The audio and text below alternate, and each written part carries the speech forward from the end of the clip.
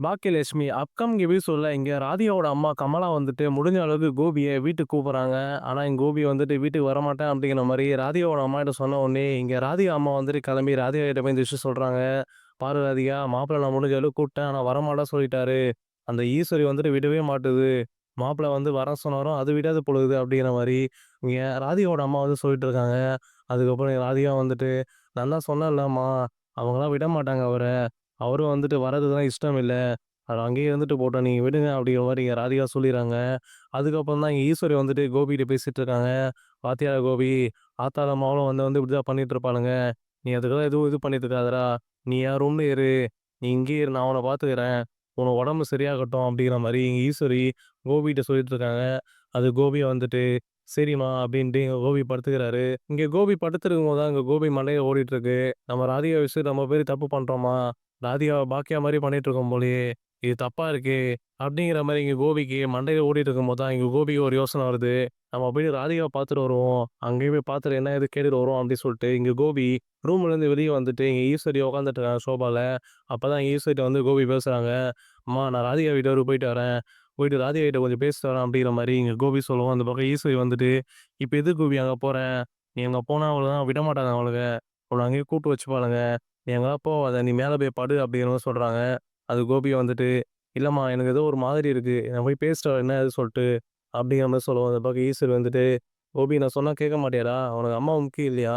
அவளும் தான் முக்கியமா? அங்க தான் போவியா நீ?" அப்படிங்கிற மாரி கேட்கும்போது, இந்த பக்கம் கோபி வந்துட்டு, "இல்லம்மா எனக்கு ஏதோ ஒரு மாதிரி இருக்கு. நான் போயிட்டு வந்துர்றேன் உடனே" அப்படி சொல்லிட்டு, இங்க கோபி சொல்லும்போது, இந்த பக்கம் ஈஸ்வரி வந்துட்டு எதுவுமே பேசாம அமைதியா கோவத்துல நின்னுருக்காங்க. ஆனா கோபி வந்துட்டு அதெல்லாம் கண்டுக்காம கிளம்பி வெளிய வராரு. வெளிய வந்துட்டு இங்க கோபி ராதிகா இருக்க வீட்டுக்கு கிளம்பி போறாரு. அங்க போயிட்ட பிறகு ராதிகாவோட கதவு வந்து தட்டுறாரு. தட்டும்போது தான் இங்க மயு வந்து கதவு தொறக்குறாங்க. கதவு தொறந்த உடனே இங்க கோபி பார்த்த உடனே இங்க டாடி சொல்லிட்டு இங்க மயு கட்டி பிடிச்சுக்கிறாங்க. கட்டி பிடிச்ச உடனே அங்க வந்து கமலாவும், ராதிகாவும் எந்திச்சு நிக்கிறாங்க. ஒரு மாரி அதிர்ச்சியா பார்க்கும்போது, அங்க கோபி வீட்டுக்கு வெளியிலேருந்து உள்ள வராரு. உள்ள வரும்போது இங்க ராதிகாக்கு கோபிய பார்க்கும்போது ஒரு சைடு கோவம் வருது. உடனே ராதிகா கோபிய பார்த்து கேட்குறாங்க, "இப்ப எதுக்குங்க இங்க வந்தீங்க? அந்த வீட்லயே இருக்க வேண்டியது தானே? நான் அவ்வளோ சொல்லி நீங்க அங்க தானே போனீங்க. உங்க அம்மா தானே முக்கியம்னு சொல்லிட்டு போனீங்க.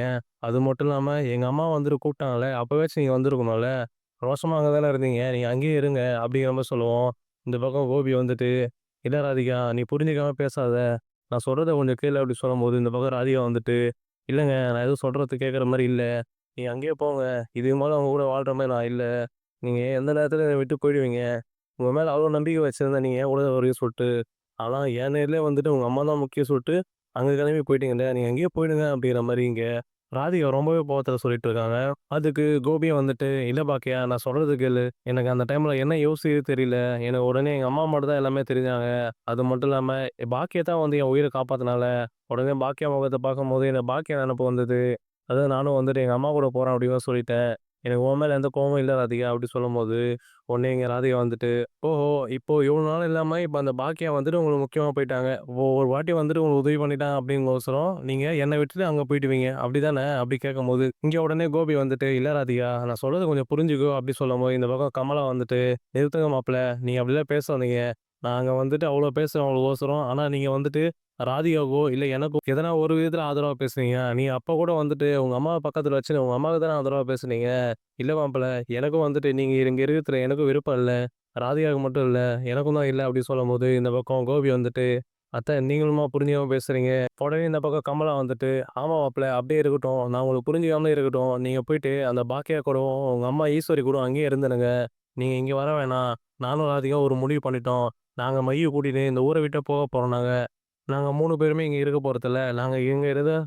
நாங்க யாருமே இங்க இருக்க போறதில்ல. நாங்க இங்க இருந்தா தானே உங்களுக்கு நாங்க யாருமே இங்க இருக்க போறதில்ல. நாங்க இங்க இருந்தா தானே உங்களுக்கு வந்து தொந்தரவா இருக்கும். நானு, ராதிகா, மயூ நாங்க எல்லாருமே கிளம்புறோம். அங்க ஊருக்கே போறோம் நாங்க. இதுக்கு மேல எங்களாலயும் வந்து இங்க இருந்து அசிங்கப்பட முடியாது. நீங்க நெனச்சா வந்துட்டு இங்க இருப்பீங்க. இல்ல அப்டின்னா அங்க இருப்பீங்க. உங்க இஷ்டம் போல பண்ணும்போது எங்களுக்கு வந்துட்டு அசிங்கமா இருக்கு. இந்த இடத்துல உங்களையும் நம்பி இருக்க ராதிகாவோட வாழ்க்கையும், மையோட வாழ்க்கையும் தான் போகுது. இதுக்கு மேலயும் வந்துட்டு நாங்க இங்க இருக்க போறதில்ல அப்டின்ற மாரி இங்க கமலா சொல்லிட்டு இருக்க. அந்த பக்கம் ராதிகா வந்துட்டு, "ஆமாங்க. நான் வந்து முடிவு பண்ணிட்டேன். இதுக்கு மேலயும் உங்க முகத்துல நான் முழிக்கக்கூடாதுன்னு சொல்லிட்டு முடிவு பண்ணிட்டேன். இது மாரி நீங்க என்ன பார்க்க கூட வரக்கூடாது. நான் இந்த ஊர விட்டே கிளம்புறேன்." அப்படிங்கிற மாரி ராதிகா ரொம்பவே கோவப்பட்டு கோபிட்ட பேச, அந்த பக்கம் கோபி வந்துட்டு, "ராதிகா, என்ன ராதிகா சொல்ற நீ?" அப்படிங்கிற மாரி ரொம்ப அதிர்ச்சியா வந்துட்டு பார்க்குறாரு. "எதுக்கு நீ எதுக்கு இந்த ஊர விட்டு போணும்? எதுக்கு இந்த வீட்லருந்து நீ கிளம்பி போணும்? நீ இங்கேயே இருங்க. அப்படின்னு சொல்லும்போது, உடனே எங்க ராதிகா வந்துட்டு, "நான் எதுக்குங்க இங்க இருக்கணும்? இங்க இருக்கிற ஒருத்தரையும் வந்துட்டு இங்க இல்லாம போம்போது, இதுக்கு மேல நாங்க எதுக்கு இங்க இருக்கணும்? நாங்க கிளம்புறோம்." அப்படின்னு சொல்லும்போது, இந்த பக்கம் கமலா வந்துட்டு, "ஆமா மாப்ள, கிளம்புறது முடிவாயிருச்சு.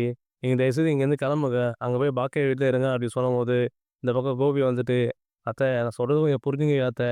ஏன் அத்தை அப்படி பண்ணிட்டீங்க?" அப்படி கேட்கும்போது, "இல்லங்க, இதுக்கு மேல உங்க சொல்றதெல்லாம் கேட்குற மாரி இல்ல. நீங்க மொதல்ல கிளம்புங்க." அப்படி சொல்லிட்டு இங்க ராதிகா வந்துட்டு கோபி கையெடுத்து கும்புறாங்க. இதெல்லாம் கேட்ட உடனே இங்க கோபிக்கு ரொம்பவே கஷ்டமாயிட்டு, "என்ன ராதிகா இப்படிலாம் பேசிட்டு இருக்கா?" அப்படிங்கிற யோசனையோடயே இங்க கோபி நடந்து பாக்கியலட்சுமி வீட்டுக்கு வந்து கிளம்பி போயிட்டுருக்காரு.